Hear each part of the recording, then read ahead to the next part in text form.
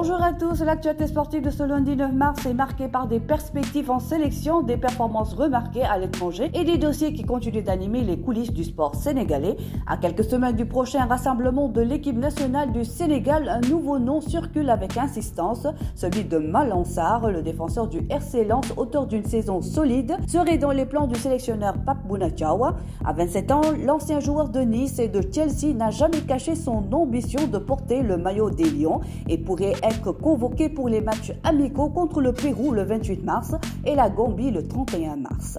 Sur les terrains européens, plusieurs Sénégalais se sont illustrés cette semaine et composent une Team of the Week en 4-4-2. Dans les buts, Yehvan Diouf s'est montré déterminant. En défense, la jeune promesse Ibrahima Ba, le constant Moudoukéba Cissé, le solide Moustapha Mbow et Ismail Jacobs ont brillé.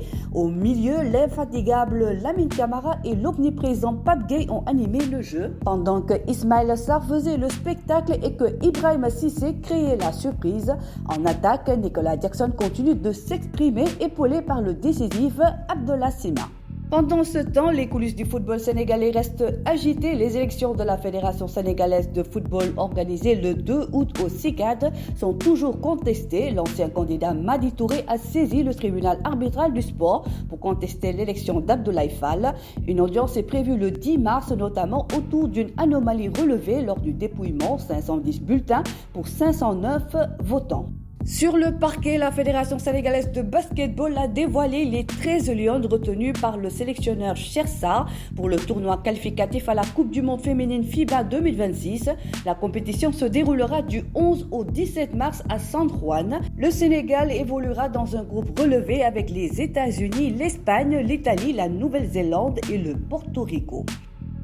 En Finlande, pour terminer, Eumeu Sène regarde déjà au-delà de son combat face à Adafas prévu le 19 mars à l'arène nationale. L'ancien roi des arènes s'est dit prêt à affronter de nouveau Balla Gaye 2, actuellement sans adversaire confirmé, alors que le promoteur Bandiaï évoque plusieurs options pour le lion de Guédiawaye, dont Tapha Tine. Eumeu Sène estime qu'un troisième duel avec Balla Gaye 2 pourrait enflammer l'arène, surtout après ses 2 victoires précédentes dans cette rivalité. Voilà, c'est tout pour aujourd'hui. Rendez-vous demain pour un nouveau tour d'horizon de l'actu sportive sénégalaise.